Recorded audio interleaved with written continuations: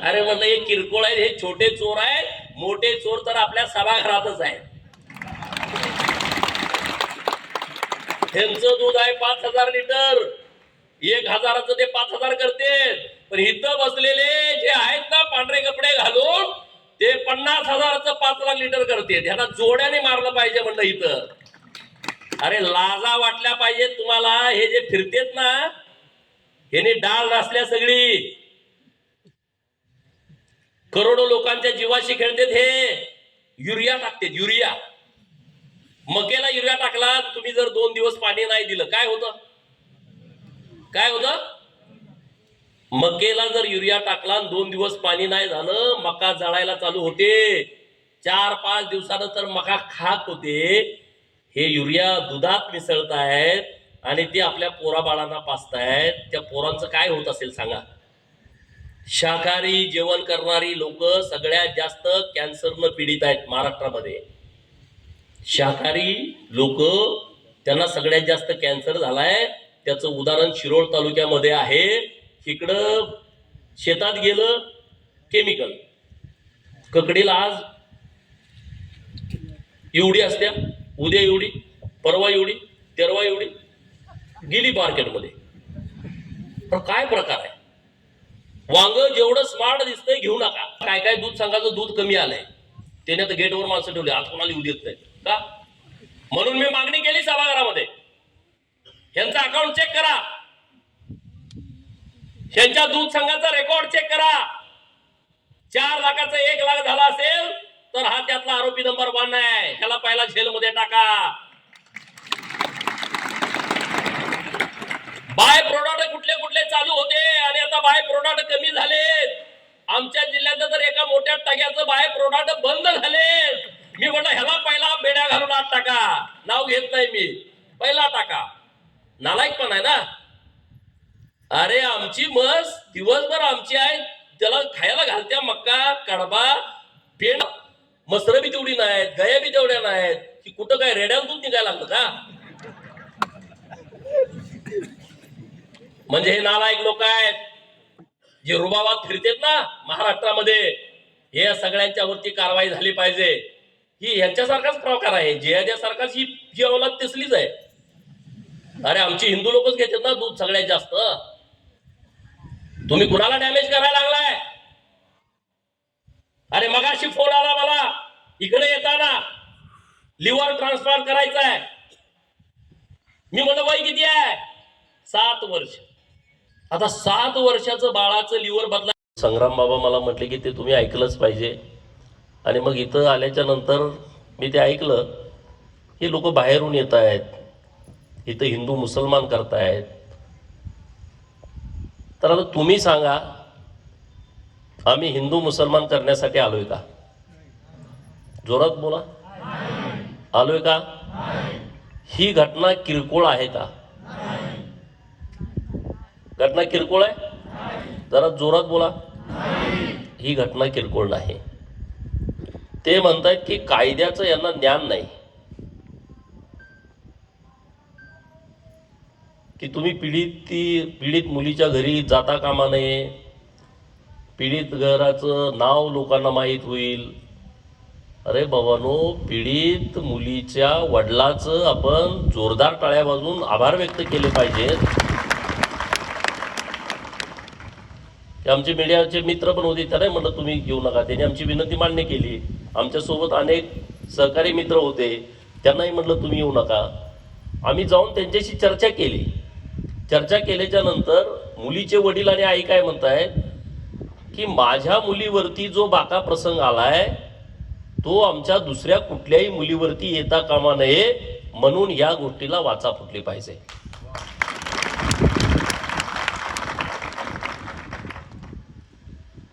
घटना अनेक ठिकाणी घडतात, माणूस घाबरतो. कारण मुलीचं आयुष्य म्हणजे काचेचं भांडं आहे. एकदा तडा गेला परत त्याला जोडता येत नाही. आम्हाला ह्याची जाणीव आहे. अरे पण घटना होत आहेत किती, रोज हे सुरू आहे. प्रत्येक पोलीस स्टेशनला जावा, तिथं कोणी ना कोणी आई आणि वडील बसलाय की माझी मुलगी मुसलमानाच्या पोरानं पळवून नेली आहे. कोणी ना कोणी तिथं भाऊ बसलाय, माझ्या बहिणीला लव जिहादच्या ट्रॅप मध्ये अडकवलाय. माझी मुलगी वेल एज्युकेटेड आहे, इंजिनियर आहे, डॉक्टर आहे, वकील आहे, प्राध्यापक आहे. आणि जो मुलगा काम करतोय गॅरेजवर आहे, मुलगा काय करतोय, गारेगार विकतोय, मुलगा काय करतोय, दुसऱ्याच्या कुणाच्या तरी दुकानात कामाला आहे. आणि त्यांनी आमच्या मुलीला बहिणीला फसवलाय. एक नाही दोन नाही असे हजारो प्रकरण सुरू आहेत. कुठंतरी बातमी येते आहे लहान बाळावरती, अरे 3-4 वर्षाची मुलगी आहे. आपल्या या आजच्या मोर्चाची मागणी आहे, नसरापूरच्या आमच्या लहान मुलीवरती अन्याय अत्याचार करून मुलीला मारून टाकलं, त्याला पुण्याच्या कोर्टाने फाशीची सजा दिली आहे. या भडव्याला सुद्धा तशाच पद्धतीनं फाशीची सजा दिली पाहिजे. हे कृत्य तेच आहे. मुलगी जर रडली नसती, मुलगी जर ओरडली नसती तर त्याला सोडलंच नसतं. जर हा प्रसंग रात्रीचा असता तर त्यानं पण हेच कृत्य केलं असतं. आणि म्हणून अशी प्रकरणं जिथं जिथं लहान बालकांची होत आहेत, लहान मुलींची होत आहेत, त्या सर्वांना फासावरती चढवलं पाहिजे आणि त्यांच्यावरती तात्काळ कारवाई केली पाहिजे. ही आमच्या मोर्चाची मागणी आहे. अरे गरीब आहे बाप, साधं घर सुद्धा नाही, पण त्या बापाची मानसिकता खूप ग्रेट आहे, धाडसी आहे. मुलीनं त्यांना सांगितलं नाही, पण मुलीनं आईला सांगितलं. आणि त्याला माहित आहे असे अनेक भडवे गावात असतात, तालुक्यात असतात की जे प्रश्नचिन्ह निर्माण करतात. असं झालं असेल का? अरे तुमच्या घरात असं घडलं तर तुम्ही प्रश्न विचाराल का? तुम्ही अशी शंका उत्पन्न कराल का?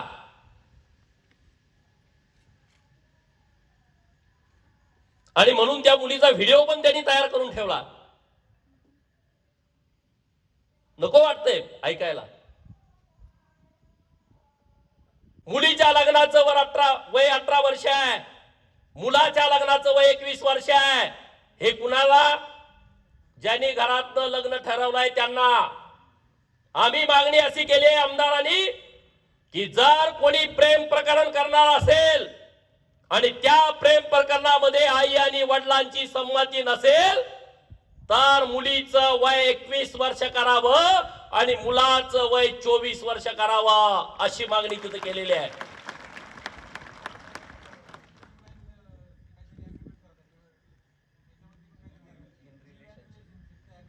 ही मागणी केली आहे. आई आणि वडिलांची संमती पाहिजे प्रेम प्रकरणामध्ये. अरे तळ हाताच्या फोडासारखी मुलीला जपतेत आणि पोलीस स्टेशन आल्याच्या नंतर डोळ्यात देखत निघून जाते. काय त्या आईला आणि बापाला वाटत असेल? ज्याने 18 वर्ष तुम्हाला सांभाळलं तो बाप तुमचा दुश्मन होतो एका तासात.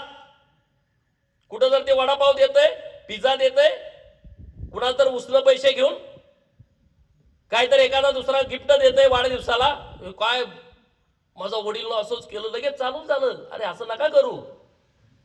आपला बाप रात्रंदिवस मेहनत करतोय, कष्ट करतोय, त्याची वनच्या खुर्चीवरती बसवला. अरे तुम्ही कुठं बॉम्ब फोडणार, तुम्ही कुठं काहीतरी फुसफाट काढणार, तुम्ही कुठं काहीतरी इकडं मंदिरामध्ये जाऊन काहीतरी उलट पालट करणार, गोमांस इकडं तिकडं टाकणार, मग तुम्हाला काय मिळणार? तुम्हाला झेलच मिळणार ना, दुसरं काय मिळणार तुम्हाला? काश्मीरमध्ये जेवढे बॉम्बस्फोट झाले, आरोपी कोण आहेत बघा. पुलवामा मध्ये हल्ला केला, त्यांनी आपल्या लोकांना मारून टाकलं, आरोपी कोण आहेत बघा. संसदेवरती ज्याने हल्ला केला, जे आमचं सर्वोच्च मंदिर आहे लोकशाहीतलं, तो कोण आहे बघा.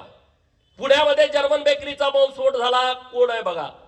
मुंबईचा 93चा बॉम्ब झाला, त्यामध्ये मुख्य आरोपी कोण आहेत बघा. 26/11चा हल्ला मुंबईमध्ये झाला, त्यात कोण आहेत बघा. युपी मध्ये कुठं बंद झालं?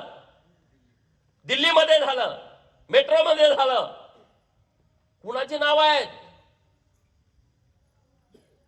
मग तुम्हाला कुठले पुरस्कार द्यायचे? कोण देणार? पाकिस्तान मधल्या मुस्लिम लोकांच्या मुलाखती बघा युट्यूब वरती. ते म्हणतायत भारतासारखं मुसलमानांच्यासाठी सुरक्षित राष्ट्र कुठलं जगामध्ये नाही. इथले आमदार म्हणतात की हे काहीतरी हिंदू मुसलमान करायला आले. बरं ठीक आहे, आम्ही दोघं आलो समजा, मग तिकडे युक्रेनमध्ये कोण आहे? आम्ही आहे का? इराण इराक मध्ये भानगडी चालू आहे, तिथं काय आम्ही आहे? संघ आहे, विश्व हिंदू परिषदवाले आहेत, बजरंग दलवाले आहेत, हबप महाराज संग्राम महाराज तिकडे गेलेत का? तिथं कोण करतंय बॉम्बस्फोट? अफगाणिस्तान मध्ये कोण करतंय?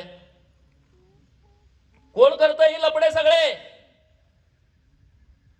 ह्याला इथं राजकारणासाठी म्हणतात की हिंदुत्ववादी कार्यकर्ते असे करत राहतात. अरे नाही बाबांनो, हा विषय सिरियस आहे. हा हजारो वर्षापासून हा विषय सुरू आहे. जो तो येऊन हिंदूंचे लचके तोडतोय, पण हिंदू ताट मानेना या भारतामध्ये उभा आहे. जगातल्या लोकांना वाटतंय की आम्ही हिंदू धर्म स्वीकारला पाहिजे.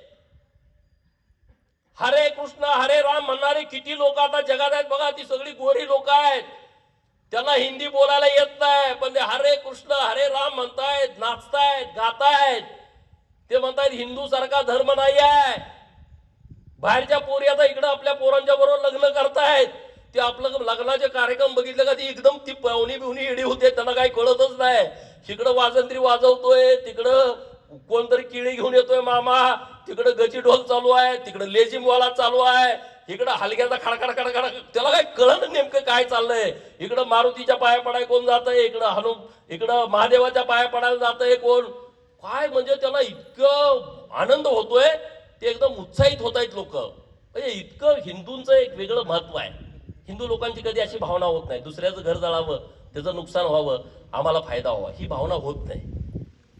ही असली भावनेची लोक आम्ही नाही आहे. आणि म्हणून आमची जर भावना स्वच्छ आहे, आम्ही कुणावरती आक्रमण करण्याचा कधी विचार करत नाही.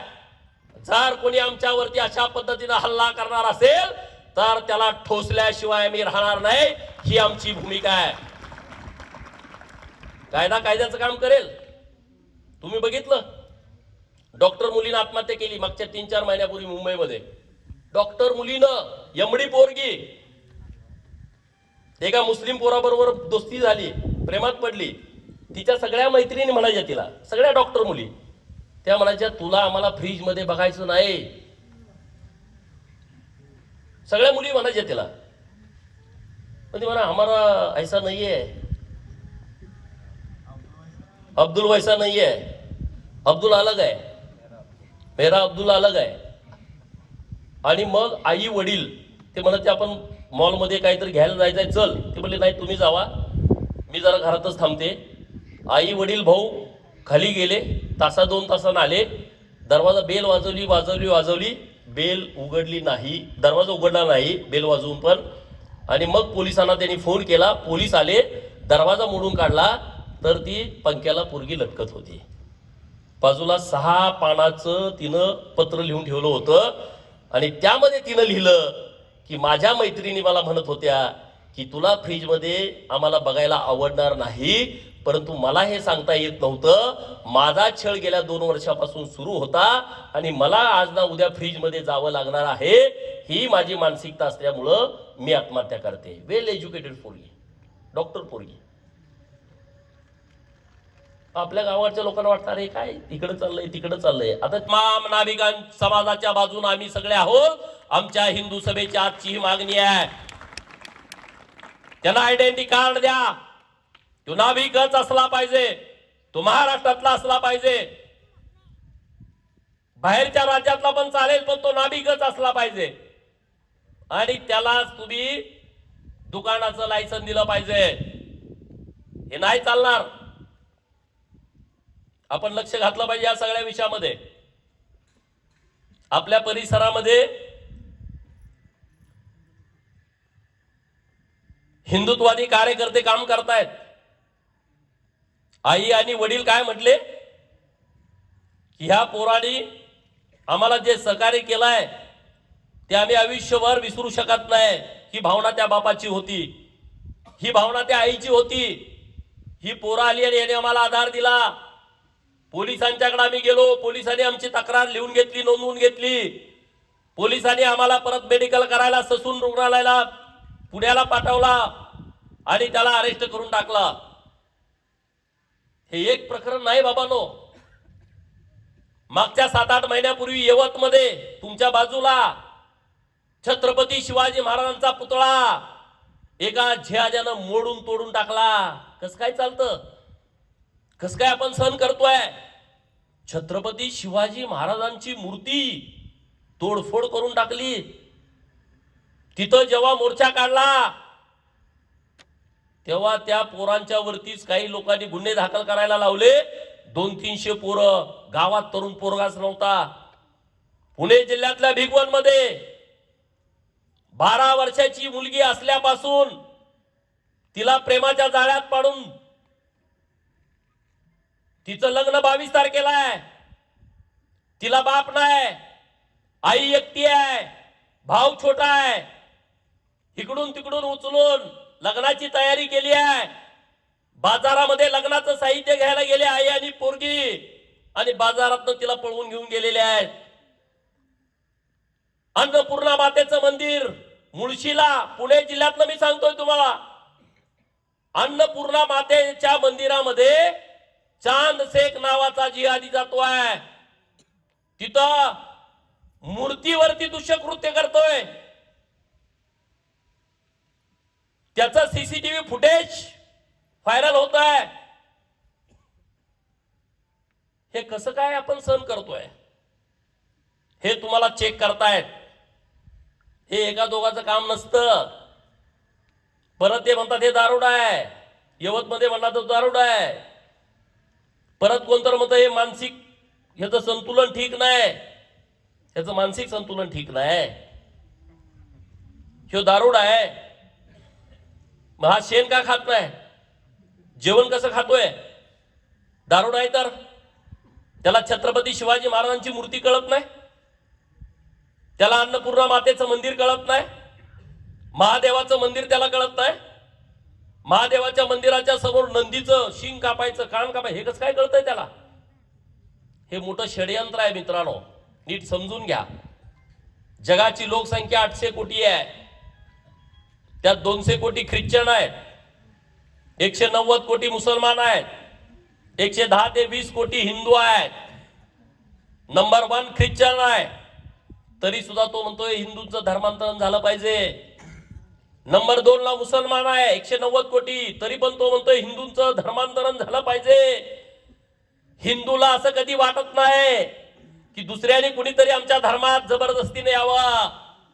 हिंदूला असं कधी वाटत नाही आम्ही त्याला कधीतरी 1 पोतं गव्हाचं द्यावं, त्यानं आमच्यामध्ये यावं, 1 पोतं तांदळाचं द्यावं, त्यानं हिंदू धर्माचा स्वीकार करावा, त्याला दवाखान्यासाठी आम्ही 4 पैसे द्यावेत, त्याने आमच्यामध्ये धर्मामध्ये यावं, त्याला घर बांधायला आम्ही 4 पत्रे द्यावेत, मग त्याने आमचा धर्म स्वीकारावा, आम्ही काहीतरी चमत्कार करावा, मग त्याला बरं वाटावं, मग त्यानं आमच्या धर्मांतर करावं, असं हिंदूला कधी वाटत नाही. पण त्यांना काय वाटतंय? हिंदूचे लचके तोडावेत. काय चाललंय आपल्या परिसरामध्ये? धर्मांतरणाचे प्रकार किती सुरू आहेत? त्या सगळ्या लोकांना माझी विनंती आहे, अरे पाप करू नका. या किरकोळ आमिषापोटी कुणी तुम्हाला शाळेला मदत करताय, पोरांना दप्तर देताय, पोरांना वह्या देताय, पोरांना पुस्तकं देताय, दवाखान्यात तुमचं कोणतं आजारी आहे चमत्कार करताय, म्हणून तुम्ही तुमचा धर्म सोडू नका. धर्म सोडणे म्हणजे तुम्ही तुमच्या आईशी गद्दारी करताय, हे लक्षात ठेवा. आणि ज्याने धर्मांतरण केलाय त्यांनी परत या, नाहीतर तुमच्या कंबाड्यातला पुढच्या महिन्यात 2 महिन्यात बसणारच आहे. तुम्ही धर्मांतरण करताय, इकडे जातीचे धागले वापरताय. धर्मांतरण करताय, नोकरी लागताना एससीचा दाखला देत आहे. एससीच्या दाखल्यामध्ये ख्रिश्चन असतं का? एसटीच्या दाखल्यामध्ये ख्रिश्चन असतं का? ओबीसीच्या दाखल्यामध्ये ख्रिश्चन असतो का? मुसलमान आहे का? हे कसं काय चालतंय? राज्याचे मुख्यमंत्री माननीय देवाभाऊनी एक कायदा आणलाय मागच्या अधिवेशनामध्ये. महाराष्ट्र धर्म स्वातंत्र्य 2026 नावाचा कायदा येतोय. तो आता अंमलात येईल. ज्या दिवशी अंमलात येईल ना, हे धर्मांतर करायला गावागावामध्ये फिरतायत ना, ते कोणी परत फिरणार नाहीत. हे भडवे येतात ना गावामध्ये धर्मांतरण करायला, तुम्ही त्याला कशाला थांबू देता? मी बोललो का माझ्या विरोधात 32 मोर्चे निघाले महाराष्ट्रामध्ये. किती? 32 मोर्चे निघाले. माझे आमदार मित्र म्हणले, अरे एवढी कुठनं आली? माझ्या मतदारसंघात पण 10,000 आले. कुठले ती? त्यांना सुद्धा माहित नव्हतं यांनी किती रान पोखरलाय. गमतीचा विषय नाही आहे. राज्यात मराठवाड्यात मोर्चे निघाले, पश्चिम महाराष्ट्रामध्ये मोर्चे निघाले, खानदेशात मोर्चे निघाले, विदर्भात मोर्चे निघाले, मुंबईमध्ये मोर्चे निघाले. म्हणे गोपीचंद पडळकरची आमदारकी काढून घ्या. मी म्हणलं चमत्कार करा ना, येशूला सांगा माझी आमदारकी काढून घ्या, कशाला लपडे करता एवढे? त्याच्यावर परत पिसाळले माझ्यावरती. ते म्हणले चमत्कार केल्यावरती 1 किडनी आहे त्याला, 2 किडन्या येते, हृदयाला ज्याला होल पडलंय त्याचं मुजून जात आहे, हृदयाचं ज्याला बायपास करायचं आहे त्याचं नुसतं मंत्र म्हणलं पाणी दिलं का ते दुरुस्त होतंय. अरे मग हे मेडिकल कॉलेज कशाला पाहिजेत? मग एवढं सरकार खर्च करतंय मेडिकल कॉलेजला, तिकडं मिलिटरी लावल्या एवढी आपण, तिथं हे बसू नये पादरी बिदरी 2-4, तिथं करा ना चमत्कार तुम्ही. एवढं सगळं तुमच्याकडे आहे तर हा तुमचा चमत्कार होतोय तर खाणं पिणं कामं कशाला करताय? असंच पोट भरू द्या ना तुमचं. रागाला येत आहेत ते, येऊ द्या, काय फरक पडत नाही. परंतु विषय गंभीर आहे. आपण कधी ऐकायचो मुंबईत धर्मांतरण झालं, आपण ऐकायचो पुण्यात धर्मांतरण झालं. अरे आता ते गावात आले, वस्तीवर आले, घरात आले आपल्या, तरी सुद्धा आपण बघत बसणार. ज्या ज्या लोकांनी धर्मांतरण केलाय त्यांना भेटा जाऊन तुम्ही, त्यांना सांगा समजावून भूमिका. अरे हिंदू धर्माची परंपरा ही हजारो वर्षाची आहे. हे नंतर आलेली लोक आहेत ही, हे नीट समजून घ्या. आता ही सभा झाल्याच्या नंतर तुम्ही तुमच्या मोबाईल मध्ये युट्यूब वरती जावा. या जगामध्ये सर्वात जास्त मुसलमानांची संख्या असणारा, कारण आपल्याला 2011 नंतर जनगणना झाली नाही, इंडोनेशिया नावाचा देश आहे. कोणता?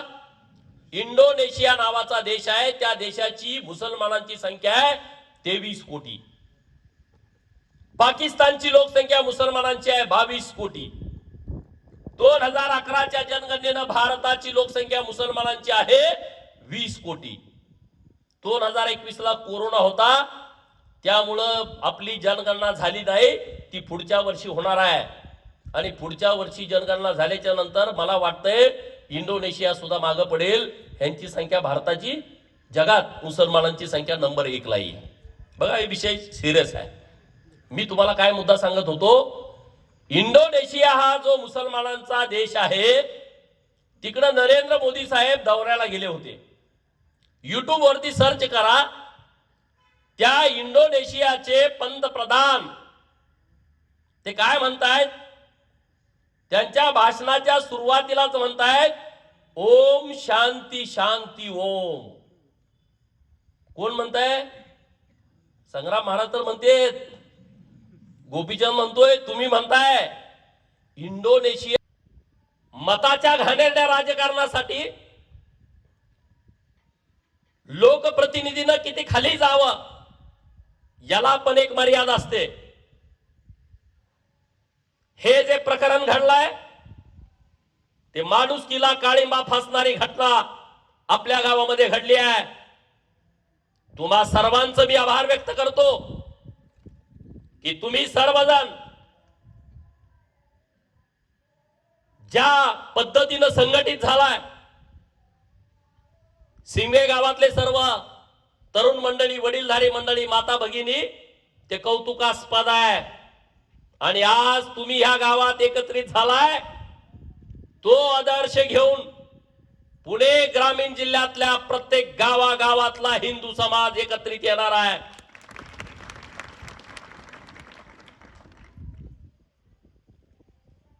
संग्राम बापूंनी भूमिका मांडली की दोन्ही कारागीर हे मुस्लिम समाजाचे आहेत. अरे हा देश, हा महाराष्ट्र 18 पगड जातीचा आहे, 12 बलुतेदारांचा आहे, अलुतेदारांचा आहे, शेतकऱ्यांचा, कष्टकऱ्यांचा आहे. छत्रपती शिवाजी महाराजांच्या हिंदवी स्वराज्याच्या स्थापनेच्या संकल्पनेमध्ये या सगळ्या लोकांनी झोकून दिलाय. त्यामध्ये वीर जीवा महाले आहेत, वीर शिवा काशीद आहेत. छत्रपती शिवाजी महाराजांच्यासाठी जीवाची पर्वा न करणारी ही लोक आहेत. होता जीवा म्हणून वाचला शिवा. तो नाभिक समाज आमचा आहे. पन्हाळ्याचा जेव्हा वेढा पडला, छत्रपती शिवाजी महाराज पन्हाळगडावरती होते. आपल्या मावळ्यांची मानसिकता होती, पावसाळ्याचे दिवस आहेत, पाऊस वाढेल तसा सिद्धी जोहरचा जो वेळा आहे तो कमी होईल. पण जसा पाऊस वाढायला लागला तसा त्यांनी वेढा आवळायला चालू केला. दिवसावर दिवस जायला लागले आणि मग करायचं काय? बहिर्जी नायकांच्या डोक्यामध्ये कल्पना आली की छत्रपती शिवाजी महाराजांसारखा हुबेहूब दिसणारा एक मावळा आपल्या सैन्यामध्ये आहे आणि त्याचं नाव वीर शिवा काशीद आहे. त्यानं ती आयडिया तयार केली, अफवा पसरवली त्यांनी की आता महाराज हे तह करण्यासाठी पन्हाळ्याच्या पायथ्याशी येणार आहेत. महाराजांचे मावळे घाबरलेत अशी अफवा उठवली आणि मग जे सैन्य त्यांचं शत्रूचं समोर होतं ते आनंदित झाले की आता आपण जिंकणार, छत्रपती शिवाजी महाराजांना आपण पकडणार, अशी मानसिकता त्या लोकांची झाली. आणि दुसऱ्या बाजूला त्यांनी वीर शिवा काशीदांना छत्रपती शिवाजी महाराजांच्या दरबारामध्ये बोलावलं. महाराजांनी जड अंतकरणाने त्याला तुमचा फ्लॅट, घर, बंगला, व्यापारी गाडे, दुकान, जागा, शेतजमीन, प्लॉट्स विकायचे आहेत का? विकायचे असतील तर आजच आमच्याशी संपर्क साधा. स्थावर मालमत्ता खरेदी विक्रीसाठी आंबेगाव तालुक्यातील विश्वसनीय नाव म्हणजे सीता प्रॉपर्टीज. आमची वैशिष्ट्ये: जलद व्यवहार, तुमच्या प्रॉपर्टीजची योग्य किंमत, मालक व ग्राहक यांच्यात समोरासमोर पारदर्शक व्यवहार. आमचा संपर्क 7972 82 24 33 व 80 10 25 09 54.